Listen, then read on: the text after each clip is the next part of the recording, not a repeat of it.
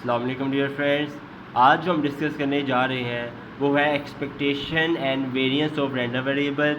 इसके अलावा हम ये भी डिस्कस करेंगे इनकी डेफिनेशंस वगैरह क्या हैं, इनके फार्मूलाज क्या हैं और न्यूमेरिकल में हम कैसे इसे सोल्व आउट करेंगे। इंशाल्लाह सब एवरीथिंग इंशाल्लाह डिस्कस करेंगे। तो वीडियो को एंड तक आप लाजमी देखिएगा ताकि कॉन्सेप्ट क्लियर हो सके आपके। चलिए वीडियो को शुरू करते हैं।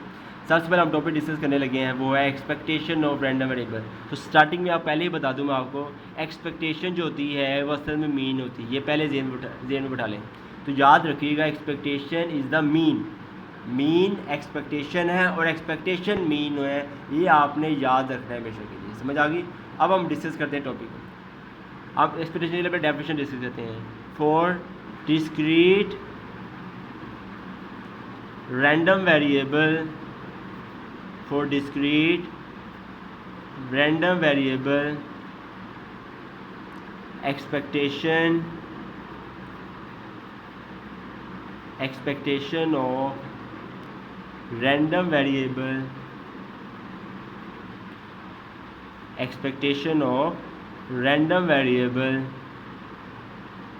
will be the sum of multiple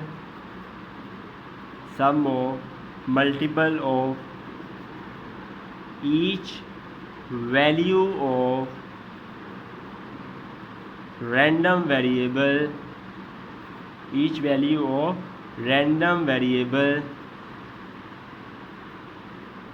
and corresponding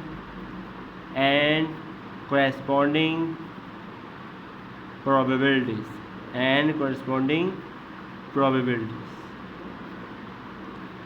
क्या लिखा हुआ है? For discrete random variable expectation of random variable will be the sum of multiple of each value of random variable and corresponding value. इस तरह आपको समझ नहीं आएगी, लेकिन इसका फार्मूला हम डिस्कस करते हैं इसके मुताबिक, तो ये आपको समझ आ जाएगी। बाकी ये याद करने की जरूरत नहीं पड़ेगी। वो कैसे ये देखिए, गौर से देखें। एक्सपेक्टेशन ऑफ रैंडम वेरिएबल, ये आपको पहले बता दिया मैंने कि रैंडम वेरिएबल क्या होता है। एक्स जो होता है वो क्या होता है? Random variable. Expectation of for discrete random, x कौन सा डाटा है? रैंडम वेरिएबल है। कौन सा रैंडम वेरिएबल है? Discrete. Expectation of random variable, देखिए डेफिनेशन लिखी हुई है ना, एक्सपेक्टेशन ऑफ रैंडम वेरिएबल, यही लिखा हुआ ना, expectation of random variable is equal to will be the sum of, ऐसे ही लिखा हुआ ना, सम ऑफ, ये लिख दिया मैंने sum of multiple of each value of discrete random variable. चलिए इस तरह लिख दो तो आपको समझ आ जाए। आपको विल बी, क्या लिखा था? Will be the sum of multiple होता है बहुत ज़्यादा वैल्यूज़।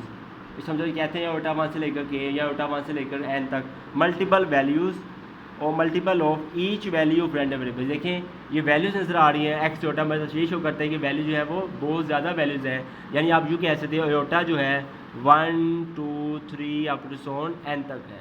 ठीक है, तो ये वैल्यूज़ कौन सी वैल्यूज़ हुई? Multiple values. ये वैल्यू कौन सी हुई? मल्टीपल। तो अभी ये कहा था expectation of random variable will be the sum of multiple of each value of discrete random variable. आगे क्या लिखा हुआ है? एंड कोरेस्पॉन्डिंग प्रोबेबिलिटीज़, यानी मतलब ये है यहाँ आ जाएगा कोरेस्पॉन्डिंग प्रोबेबिलिटीज़ आ जाएगा। तो यही होती है एक्सपेक्टेशन। तो यही तो याद रखिए, एक्सप्रेशन ऑफ एक्स किसके बराबर होता है? Sum x iota P of x iota के बराबर होता है। देखो मैंने ये, अगर आपको ये डेफिनेशन आपको याद नहीं करनी तो ये बस फार्मूला याद रखना है। इस फार्मूले के ज़रिए से आपने डेफिनेशन बनानी है। कैसे? Expectation of random variable will be the sum of multiple of each value of discrete random variable and corresponding probabilities. Clear? तो याद रखिएगा जब हम न्यूमेरिकल सॉल्व करेंगे तो एक्सप्रेशन ऑफ एक्स को आप ऐसे लिखने की जरूरत नहीं है। एक्सप्रेशन ऑफ एक्स को आप जो भी लिख सकते हैं सम एक्स प्रोबेबिलिटी ऑफ एक्स, हमेशा याद रखिए। एक्सपेक्टेशन को आप ऐसे नहीं लिखेंगे। एक्सप्रेशन आप जब भी न्यूमेरिकल सोल्व आउट करेंगे तो एक्सप्रेशन, ये तो हम जस्ट उसकी डेफिनेशन बताइए। जब आप न्यूमेरिकल सोल्व करेंगे तो आपने कौन सा फॉर्म लिखना है? आप लिखना है expectation of X is equal to sum X P of X. आपने बात नोट कर ली होगी, यहाँ एक्स है तो यहाँ भी एक्स है।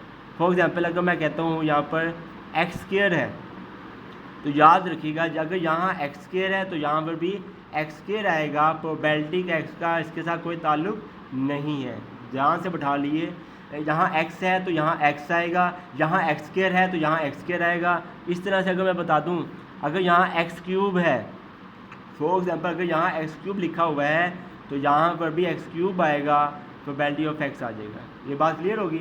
यहाँ ये भी कह सकता हूँ मैं, अगर लिखा हुआ एक्सप्रेशन ऑफ 3x + 4 लिखा हो तो जो चीज़ सम अपनी जगह ही आ जाएगा, जो चीज़ इधर लिखी होगी वही चीज़ आपने एज इट इज़ यहाँ ही लिख देनी है, प्रोबेबिलिटी अपनी जगह ही, प्रोबेबिलिटी का इसके साथ कोई ताल्लुक नहीं। तो समझ आ गई होगी, यहाँ एक्स स्क्वायर तो यहाँ एक्स स्क्वायर आएगा, एक्स क्यूब तो यहाँ एक्स क्यूब आएगा, अगर 3x + 4 आता है प्लस वैल्यूज़ हैं तब भी ये चीज़ आएगी। ये बात क्लियर होगी। ये हम डिस्कस कर ली है एक्सपेक्टेशन। नेक्स्ट हम टॉपिक डिस्कस करने लगे हैं वो है variance of random variable discuss करने लगे हैं। नेक्स्ट टॉपिक है हमारे पास वेरिएंस ऑफ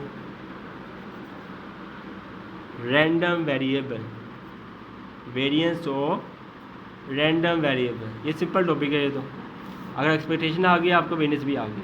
तो याद रखिएगा variance of X is equal to होता है summation x square probability of X minus summation X probability of X का होल स्क्वायर। तो याद रखिएगा वेरिएंस का फार्मूला क्या होता है, summation x square probability of X minus summation X probability of X का होल स्क्वायर।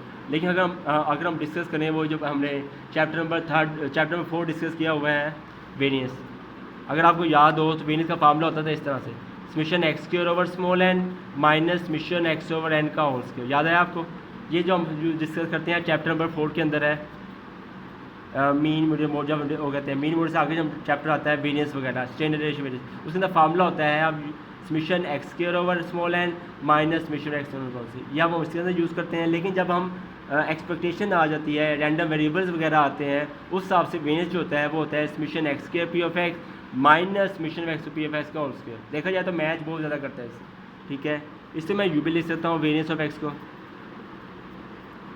याद होगा summation x square P x किसके बराबर होता है, ये बराबर होता है एक्सपेक्टेशन ऑफ एक्स स्क्वायर से। वो कैसे, अभी हम डिस्कस किया है।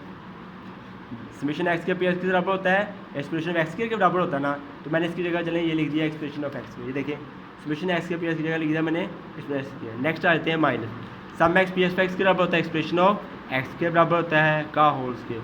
तो याद रखिएगा वेरिएंस ऑफ एक्स को हम एक्सप्रेशन ऑफ एक्स का होल स्क्वायर भी लिख सकते हैं।